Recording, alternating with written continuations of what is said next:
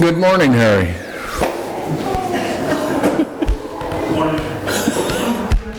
Good morning, Kelly. Good morning.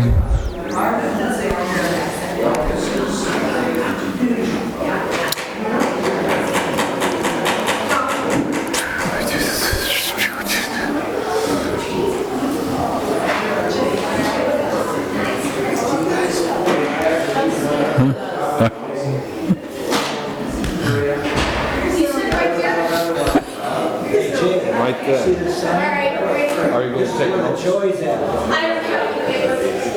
This is where the joy is at.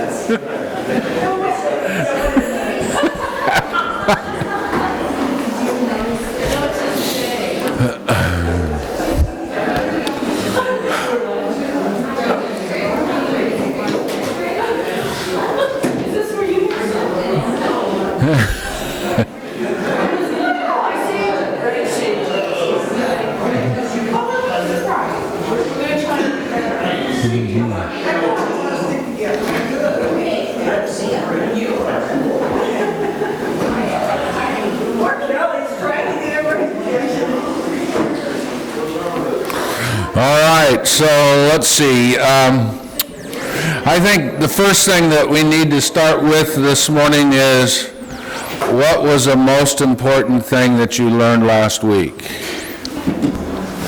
Don't all rush to answer that question, but somebody has to answer. You haven't eaten too much turkey, you should be able to answer that. Yes? Don't die. Okay. What else? What's the most... Don't die. Okay. Go see somebody can help you with your will, your trust, etc., etc. I think, who brought Luckman to church last Sunday? Lukeman. Okay. Tell us about that, Joel. Jay, I'm sorry. Tell us, how did you happen to get him here? Oh, he was just wandering down the road when I was on my way to church, so I pulled over and he walks up in the car and he speaks, and I said, "Come on in," so he opens the door, and he was carrying the Bible. I said, "Where are you going? I'll take you." And he goes, "I'm going to church." I said, "Well, I'm going to church too, but what church are you going to? I'll drop you off." He goes, "No, I'm just walking to look for a church." So he hung up. It was a good day. We played all day long. I think also, when we were talking about taking care of elderly parents, and John brought this up in the conversation, what did you notice when he started talking about his mother? Respect. Pardon? Respect. Yes. And it was about their culture. And if you think about the poverty that is taking place at this point in time in Haiti and all the turmoil that they're in, well, Luckman knew no other choice but to take care of his mother in their home, which you have to remember, that's where we were 100 years ago.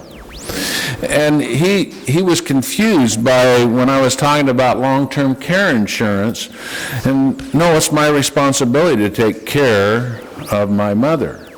Now, a little bit later on, she has since passed away, but he stressed that like you can't believe. It really struck me, you know, you think about what we have, where we're at as a nation, in comparison to somebody that lives in Haiti or some of our African countries, we actually have it pretty good.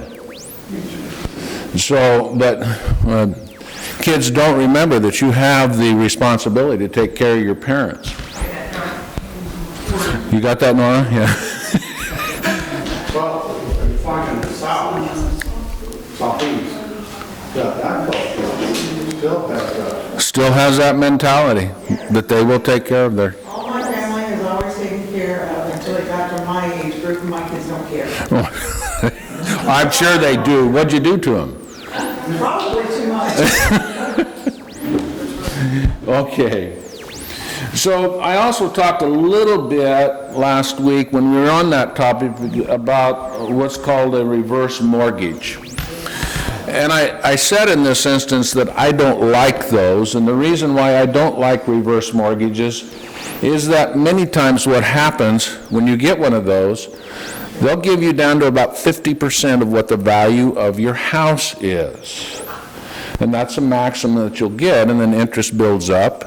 And so you can exchange your house for an income, but on the other hand, you have to be very careful. For some people, a reverse mortgage is the only option that they have. And I don't think it's an option for long-term care. In fact, I know it isn't, because for you to have a reverse mortgage, you have to live in the house. And once you leave that house, then that doesn't work anymore. So it is a planning tool that some people will use in helping senior citizens augment their income. But it may not necessarily be the right thing to do. So, was there anything else from last week that struck anybody?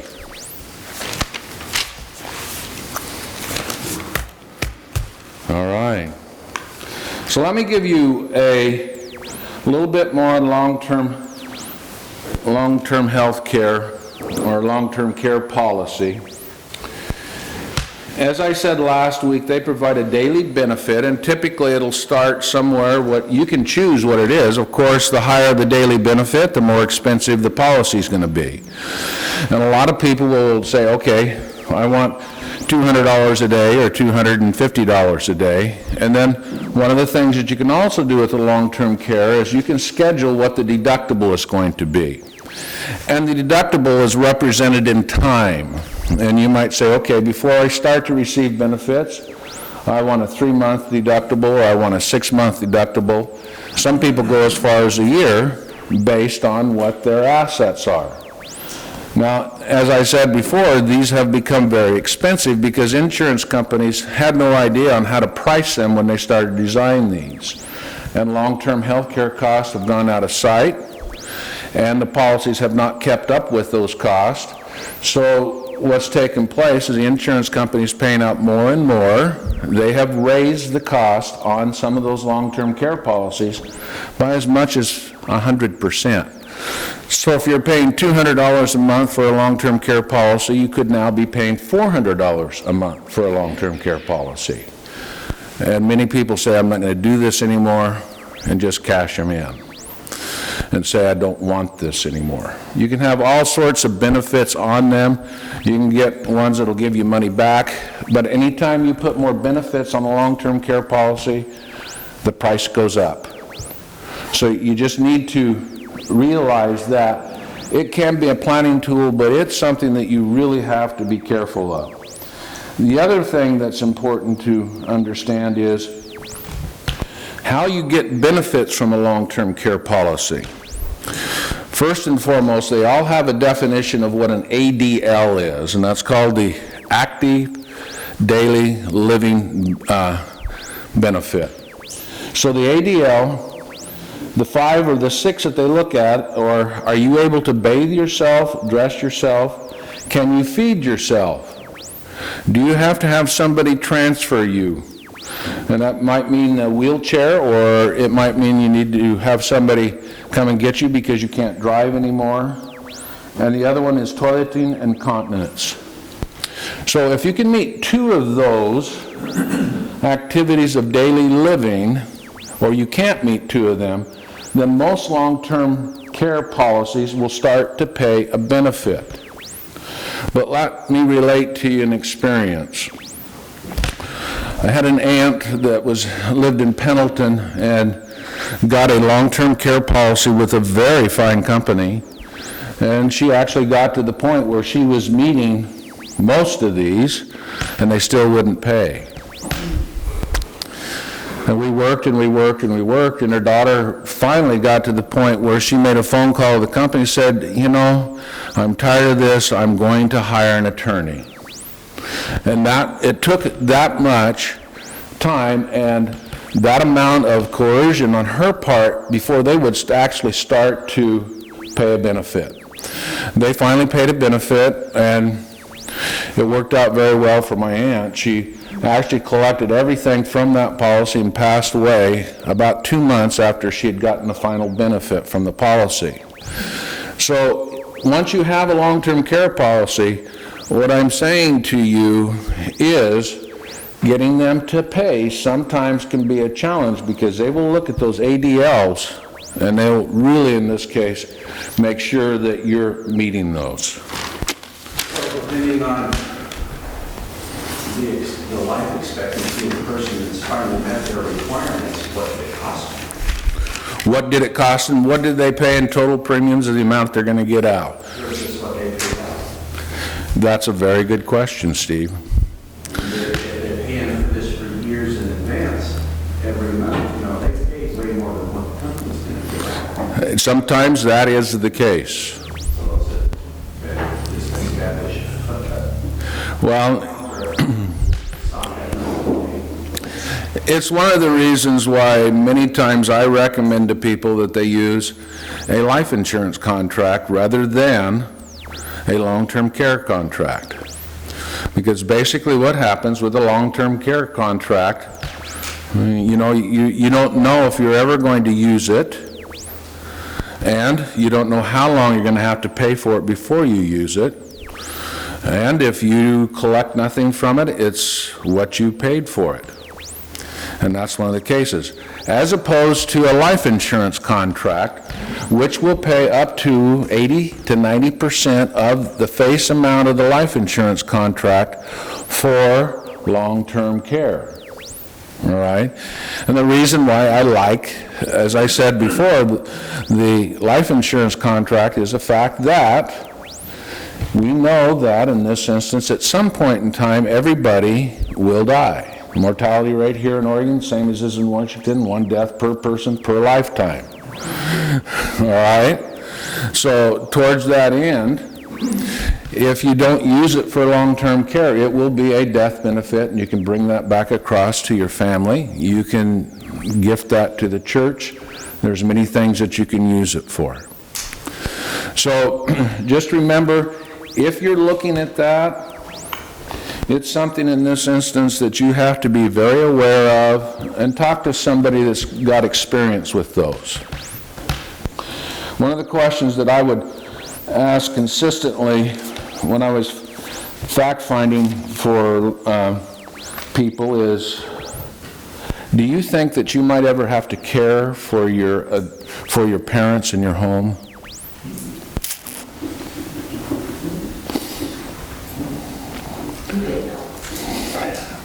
And a lot of times that's what I would get, is the silence that you're exhibiting. It's fear. It is. But think about that. And Carrie, I know that you've just lost your mother, and you think about what it took to get somebody in this sense to help, a caregiver. And like I said before, we don't have many caregivers in our area. And to find somebody that's competent, that's honest, that will do what you really want them to do, it's expensive and it's difficult to do. So if you're a younger person, ask your parents that. Will I ever have to take care of you in my home?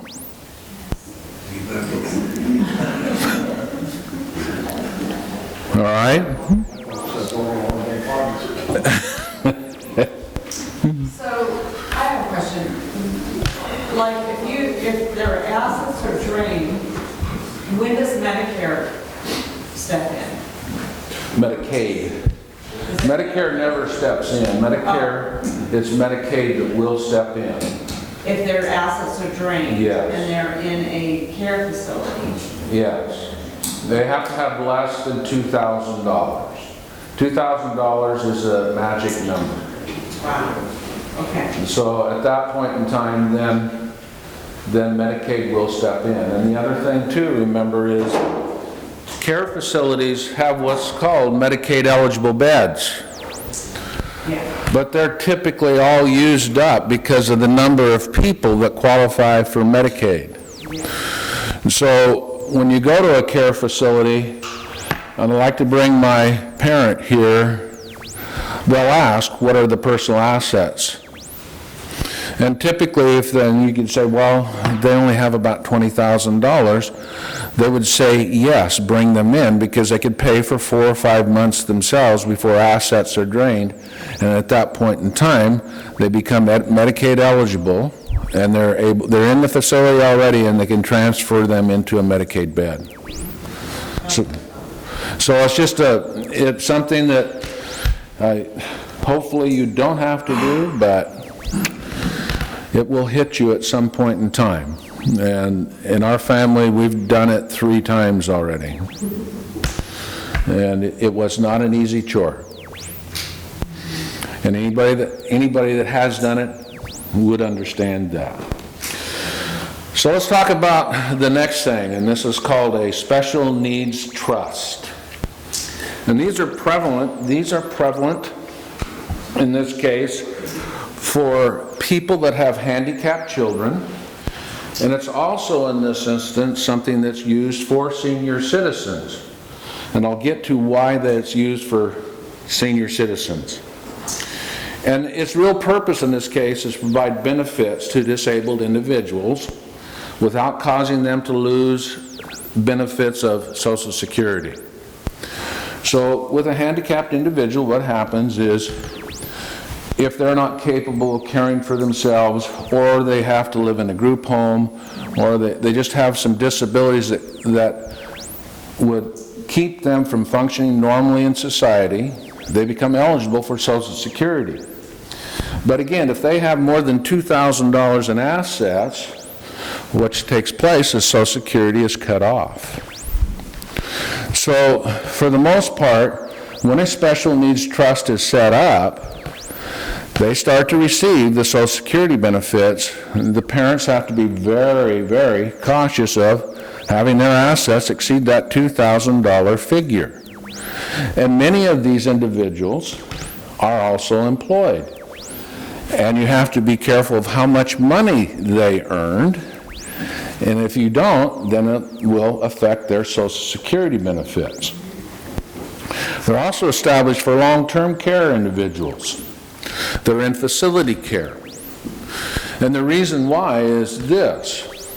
Let's say all of a sudden money shows up for this particular person that's in a long-term care facility. That will affect their benefits.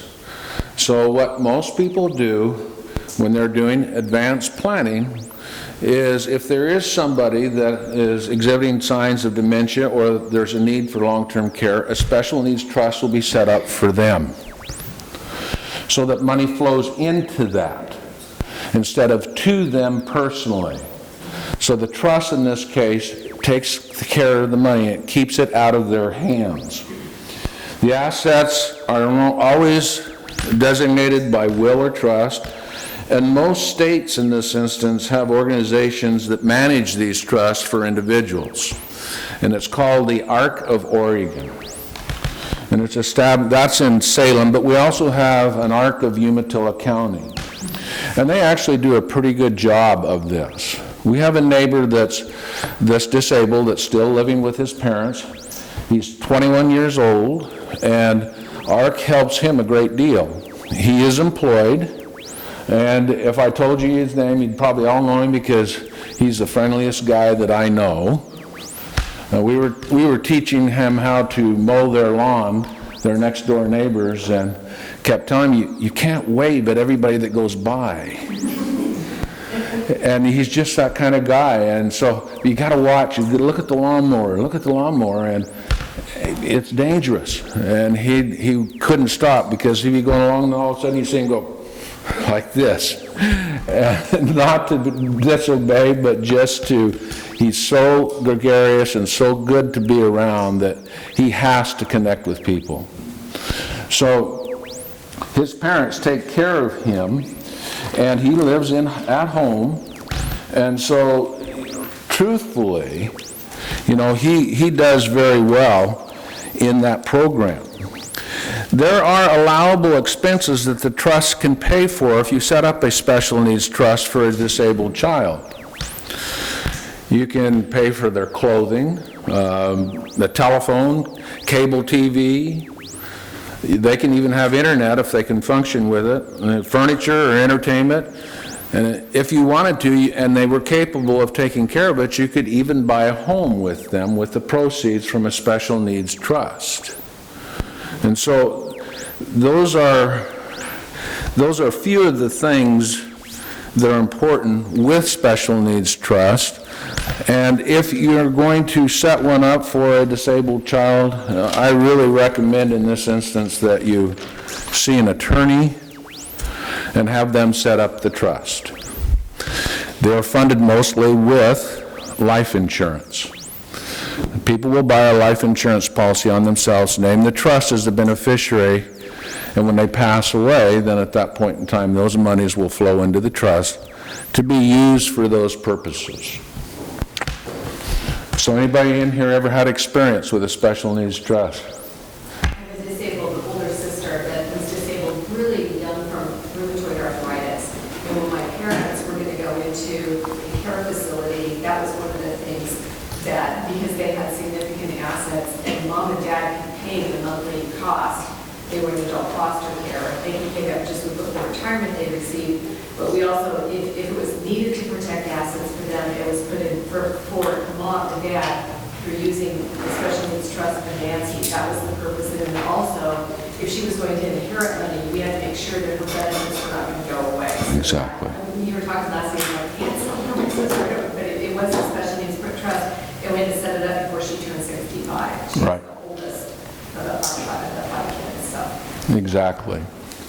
I have a cousin that passed away recently, and their spouse, in this instance, has Alzheimer's, and actually went into a care facility, and she has a special needs trust because his retirement benefits that she received were enough to pay for her cost. But at a later time, if some money flows into her estate, then at that point in time, that special needs trust will kick in. So it's a planning tool that many people use. Any other questions on those? All right. So, Ray, you volunteered to do this for me. Could you read Proverbs 13:22? Will do. A good person leaves an inheritance for their children's children, but a sinner's wealth is stored up for the righteous. I like that last part. So, Nora, what's that say to you? What did that say to me? The last part? I asked Nora.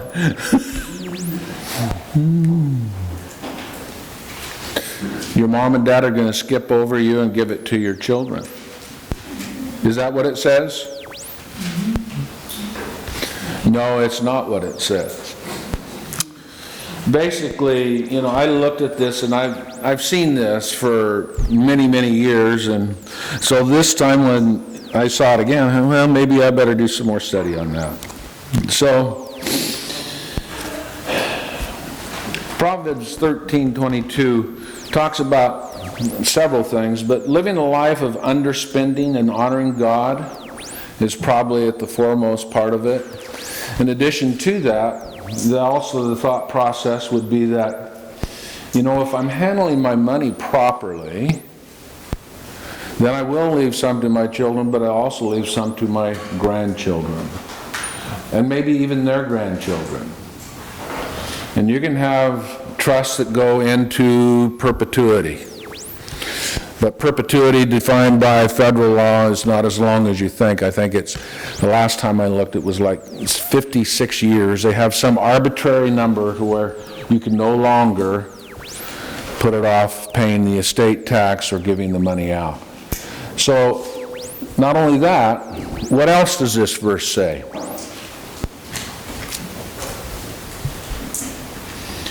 We're talking about money. But what else is in this verse that's important?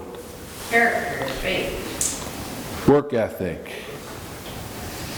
And other legacies that you can pass on to your children and your grandchildren. And And I liked what one commentary said. It stated as, this is a general statement of common sense.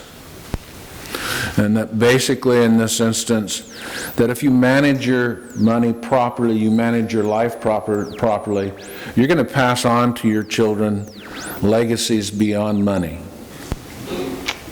And John, I see you're back there thinking.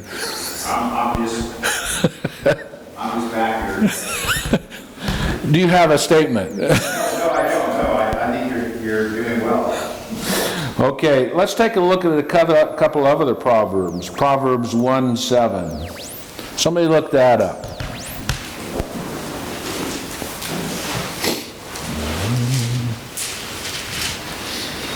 And then while you're there, let's go to 11:25. 2. Somebody get 11:25. Proverbs 11:25.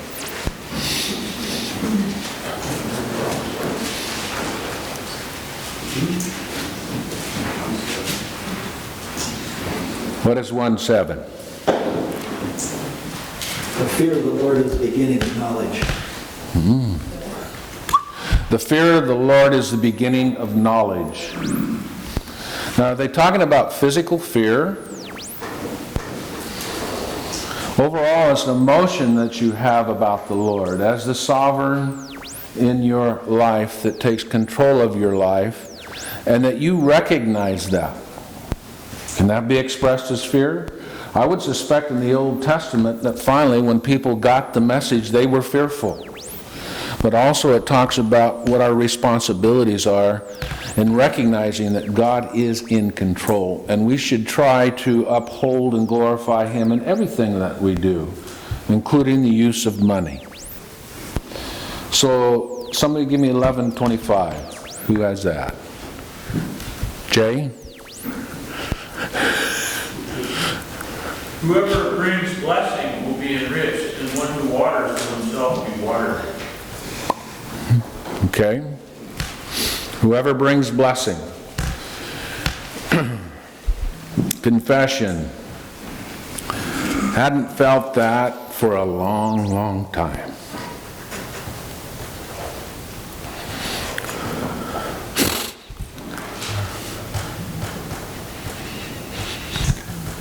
You brought it.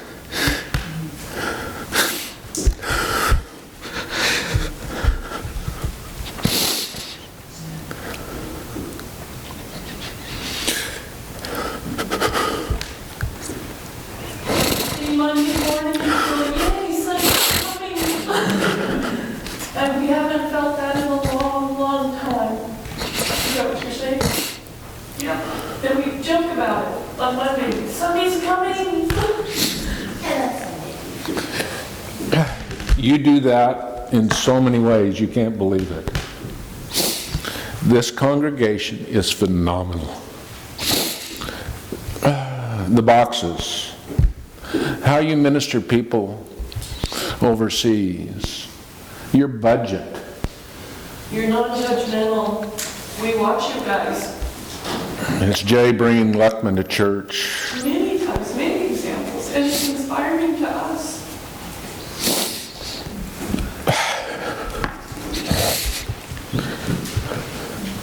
So we praise God for you. Can I have something to say. So a few weeks ago, we were at Cassie Anderson has a book group on Thursday mornings, which I love. Dear group of ladies. It was Veterans Day, so the school children were out. So Kelly Bissinger showed up with all of his neighbor kids and a bunch of donuts. And they'd been to the donut place in Umatilla. And because all the neighbors had to work, they volunteered to take all the neighbor kids for the day. And Dawn left early because she didn't want to miss out. And I was so touched and moved by that. What a ministry to the parents and to the children. And so, anyway, I just bought Christmas gifts for my neighbor kids. And it made such an impression on me, a blessing. I look out my window and I've been telling John, we've got 3 little kids right across the street who need us. And so you guys did that you really blessed me, and I just thought that was beautiful, your testimony, what you're doing in your neighborhood. The donuts are really good too, weren't they? They were delicious. Really? You know, it says donuts, so they took all the extras home with me. So I left Cassie's house with a full box. Well, outside she had a guy blowing out her sprinkler, so she took a donut, and then I had to stop and get gas, and she took and I stopped by the airport, and Nathan took 2 donuts. Anyway, I got home and I had like 3 donuts, and it was awesome. So anyway, your donuts blessed a lot of people that day. Yeah. Okay, somebody read 19:17. Proverbs 19:17. A hot-tempered man must pay the penalty. If you rescue him, you will have to do it again. Ooh. So the next time you lose your temper, be careful. All right? And, you know, we rescue people again and again and again in all that we do. But just remember that it's the kindness of the Lord that gives us the ability to do that. It's the example that we should lead. And the last one, 1 Timothy 6:6. Did you want 1917? Yes, please, I'm sorry. That reads, whoever is generous to the poor lends to the Lord, and he will repay him for his deed. So when you're giving, as you go about giving in your church, are you lending to the Lord? And think of that. God doesn't need your money, He needs your heart. But your action of giving is what's important.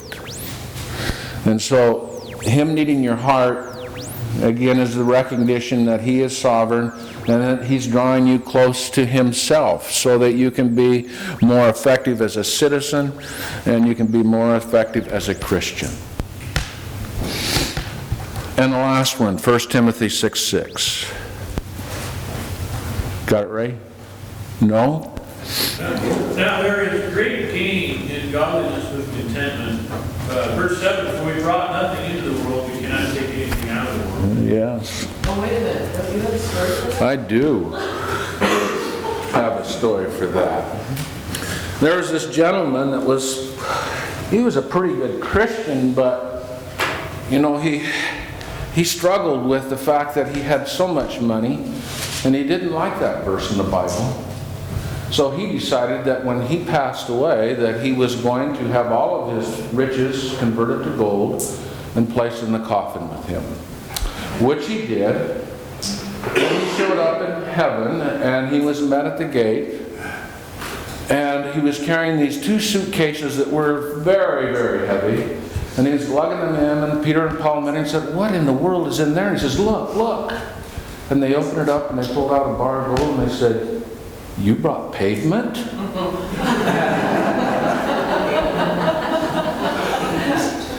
So you can't take it with you. There's another story about a very wealthy man that left a lot of money to 3 different churches. And these 3 pastors that got this money showed up at his funeral, and they said, okay, well, he asked you to put it in the coffin. And the first pastor said, you know, we were in a building project. I just couldn't do it. I couldn't put it in there. So we have a nice church. The second pastor said, oh, we were behind in ministry donations and I just had to catch up, so I couldn't put it in there. And the third one looked and said, you know, I was tempted, but I'll have you know that's a perfectly good check I put in that coffin.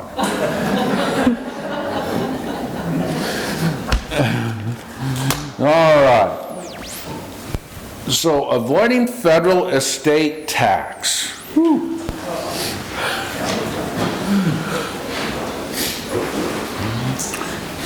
If you got enough, you're going to not be able to take it all with you.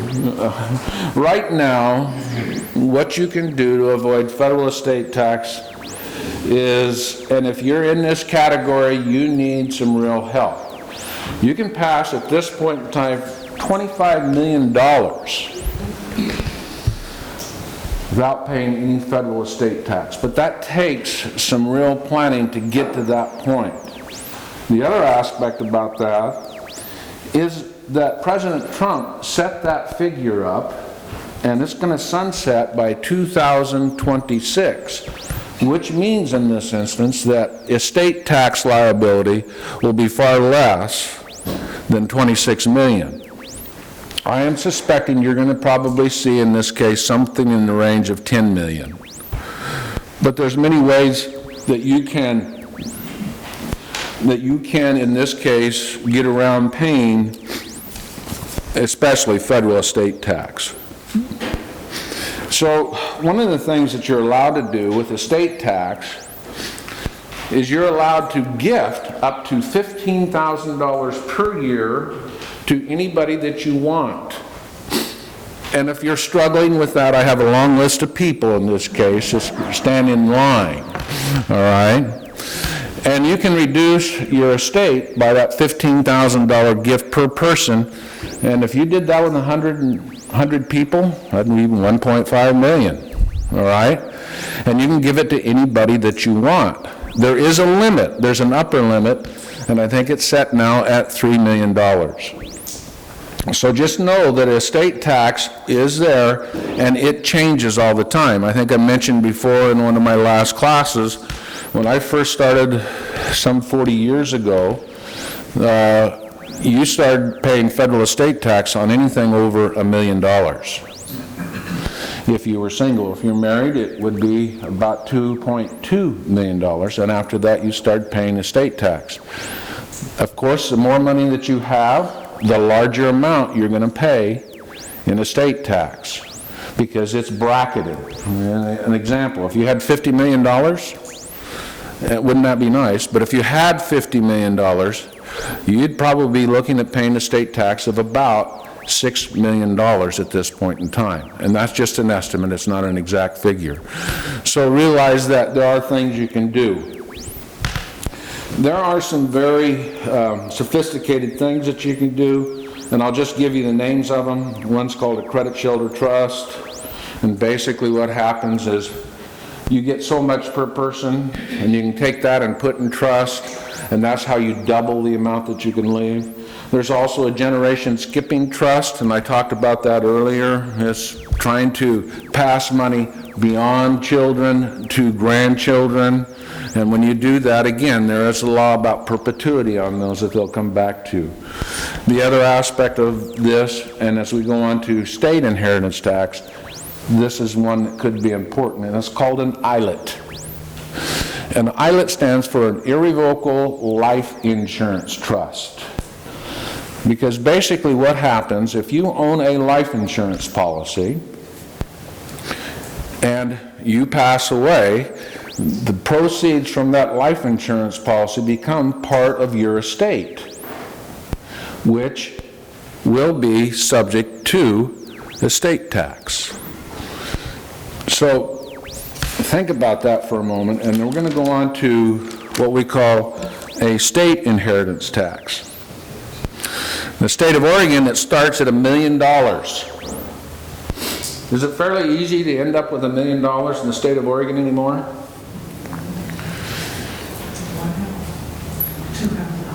Yeah.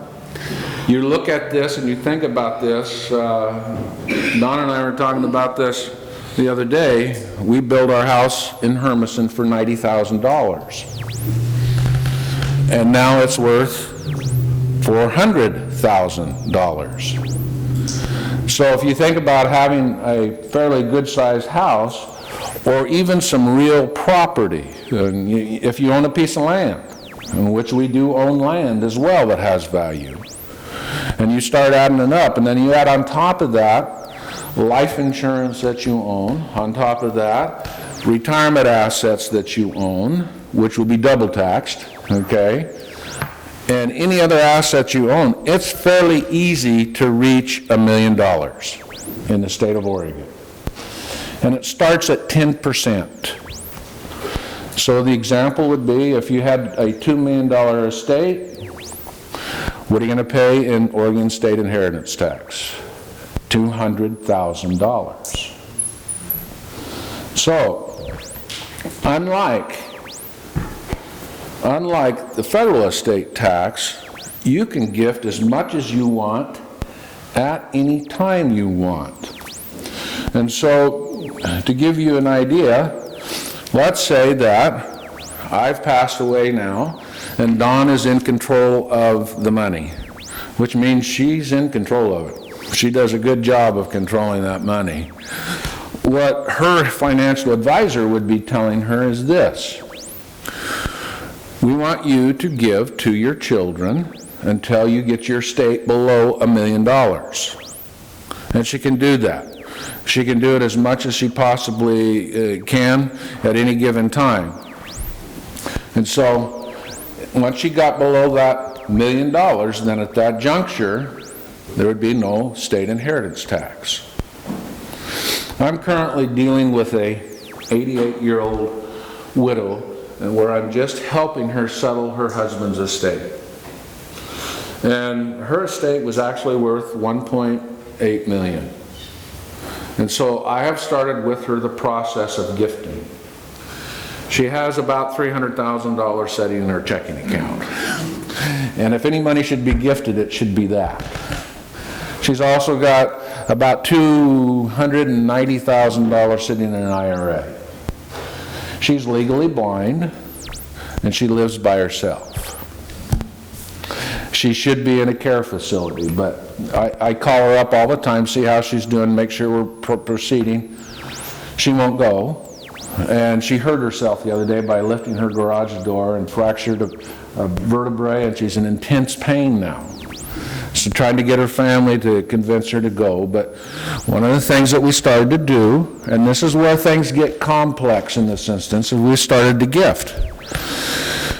Her and her husband were both divorced, and they had 6 kids between them, and one of her children had died, but there are 5 of them left. And 2 of these children don't show up anymore. She hasn't seen them for years until her husband died, and then they came to his funeral. And so we started a gifting process, and we've gifted out several $100,000 this time, but I keep saying to her, we need to get below that $1 million, because your 7th child, which is the state of Oregon, is going to stand in line to get some of your money. And they're not good kids, because they're not going to spend it wisely. Yes? So I'm not sure, for clarification, is the first 1 million tax-free? Yes. So if your estate is 1.1 million, are you just paying 10% on 100,000? Yep, you are. Okay. You are. Good clarification. So, Kelly, yeah. what is the gift going to do to the children as far as their tax burdens? No tax. No tax on gifts. But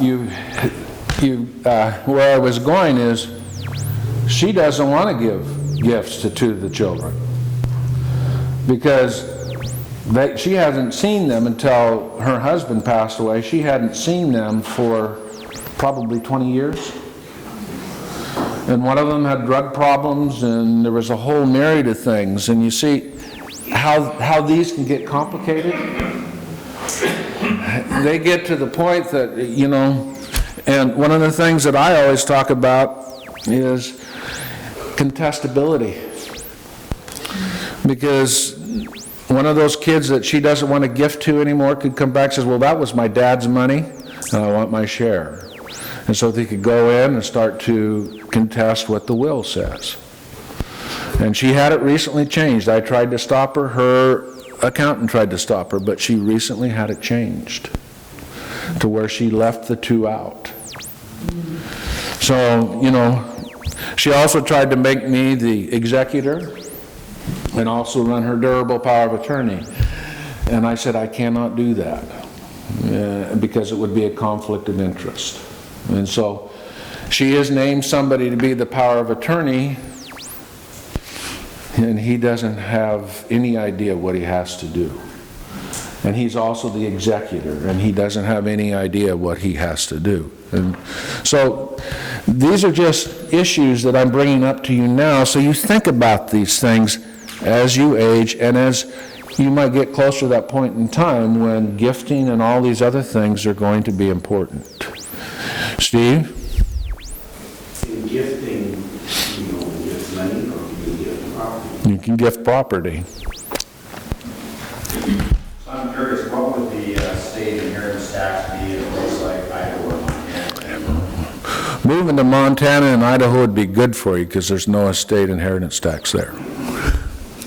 All right? We do have it here, yes. Does you set up an irrevocable living trust or revocable living trust, doesn't it avoid that somehow? Nope. You have control of it. Irrevocable, you have control of it. Revocable, you don't have control of it. Okay? So those two. Anything you have control of is going to be held in your estate. So one of the most logical things that you can do is if you own a life insurance policy, you in this case can allow your wife to own the life insurance policy. All right? And you need to, if you're going to do something like that, you need to do it right away. And here's the reason why. There's what's called a 3-year contemplation of death rule. So today, if I own $500,000 of life insurance, it's going to push my estate over that $1 million threshold and I pass away. Well, Don gets to pay on anything over that $1 million. So if I make her the owner of the policy today, then I just transfer that, and there's some problems with that as well. But if I die within 3 years, state of Oregon's going to bring that back in and she'd pay state inheritance tax on that. So, and we're going to, next week, we're going to talk about life insurance and the uses of, et cetera, in greater detail. So if you own life insurance now, look who owns it. And then also do a financial statement on yourself and go, our estate's worth $952,000. My life insurance policy is worth $300,000. There's some things that you can do, all right? The other aspect of this is I talked a little bit about the ILIT, the Irrevocable Life Insurance Trust. That's kind of a very technical trust that has lots of bells and whistles. And I have several of those in force with old clients from long ago. And you have to do things with those to keep those up to date too, because those could be drawn back into your estate. So I think something that is important here for everybody to understand, and this is one of the things I really want to get across to all of you. I'm giving you all sorts of things to think about, to consider. You really need to sit with professionals and look at your specific situation, because everybody in here is different. And when you start looking at your specific situation, when you sit with a professional, they're going to say, okay, here are the things that you should consider to really make it viable in how you plan. Anybody disagree with that? Good. All right. We've got just a few minutes left, and I wanted to get to capital gains. Whew.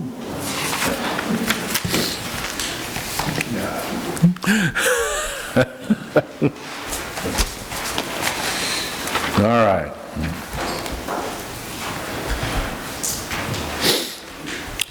There's a couple of types of capital gains, and none of them are good. It has lots of ramifications. And I think I've said this to you before, the best way to get around capital gains, well, don't have any, or you can pass away, because we get something called a step up in basis. All right? And step up in basis is important. And that counts on a lot of things, but let's first focus on your residence. So for residents, if you're single, you can have up to $250,000 without suffering any capital gains. If you're married, it's $500,000. The other thing is, you've got to remember that your basis in the property is what's important. And how do you count basis? It's what you paid for it, and it's any capital improvements that you have done to that piece of property that you own, all right? And so the basis is original cost plus maintenance and any capital projects that you've done. So over the years, if you've lived in your house for 30 years or 20 years, have you kept track of the money that you've put into it, such as a new roof, new windows? Those all count. And so start today. If you haven't done that, go back and try and compute what you have actually put into your house. The other way to get around capital gains, if you've got more than that, the $250,000 or the $500,000, is that you can do something called a 1031 exchange. And that's a complicated vehicle that you can use in this instance to pass money from one piece of real estate to another piece of real estate. And you need people that are experienced to do a 1031 exchange because they are complicated, and I've seen a couple of them that have gone south because it wasn't done properly, and there are real estate agents that have that expertise. So a 1031 exchange is a way for you to transfer capital gains to a new piece of property. And there's a time frame that you have, in this case, before you can transfer it to another piece of property. And you can do it on rental property. There's a myriad of things that you can do it on. So towards that end, it's something that's really important that you try to get done if in fact you want to sell a piece of property. Maybe you want to get rid of one piece of property where you think that there's a great piece of property over here that's going to appreciate faster. And people do that all the time. People involved in real estate take advantage of the 1031. Capital gains, there's one that's called long-term, and that's anything that you invest in that you hold over a year. Short-term is under a year. On residents, you have to have those for 2 years. Long-term is 1 year plus a day. Yes. Short-term is 1 year or under. Yes. So Exactly. you had said under a year. I wanted to 1 year and under, yes. After 1 year, it's still short-term. Yep. The difference between the two is short-term capital gains equals ordinary income tax, and long-term equals capital gains tax. Now, yes?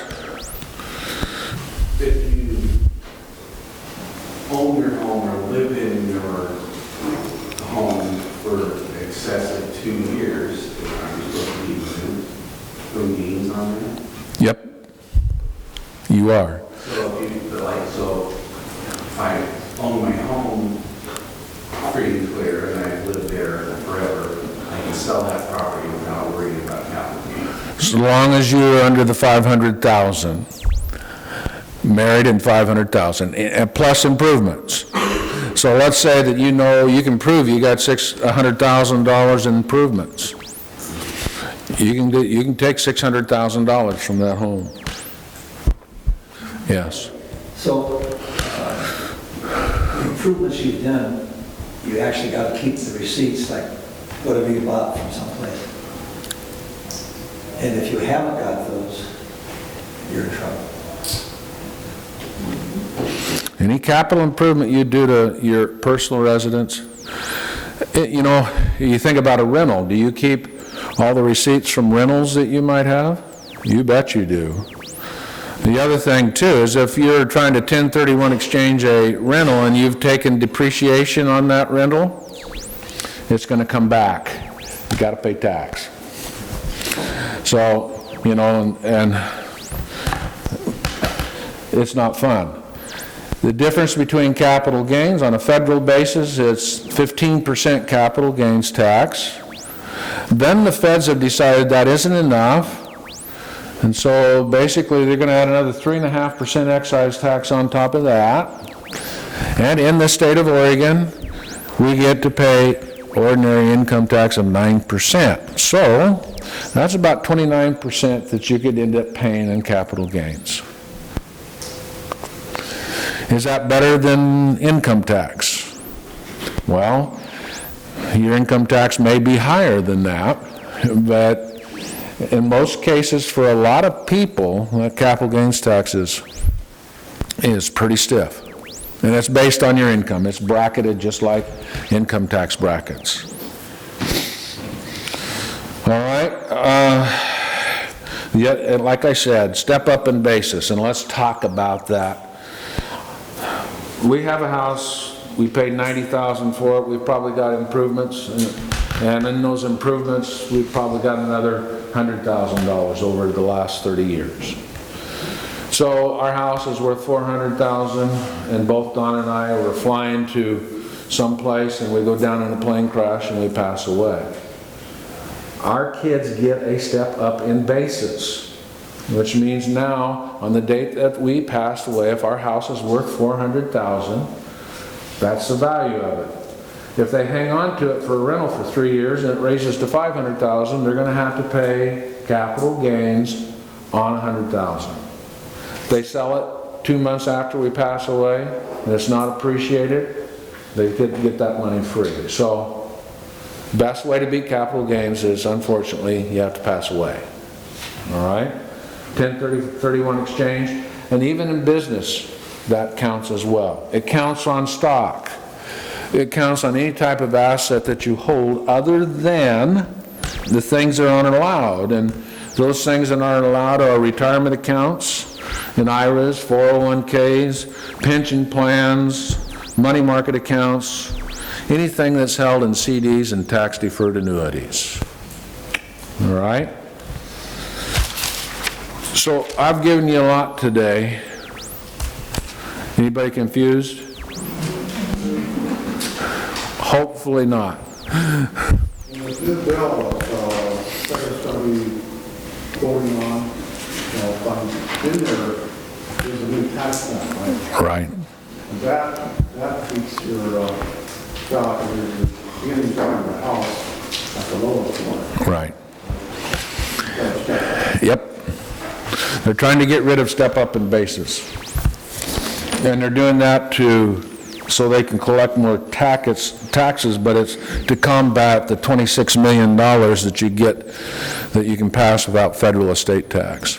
Capital gains tax on property will be far worse than either state or federal inheritance tax. So just know that. All right, Dick, could you close us in prayer? We're out of time. Hallelujah is going to come before you.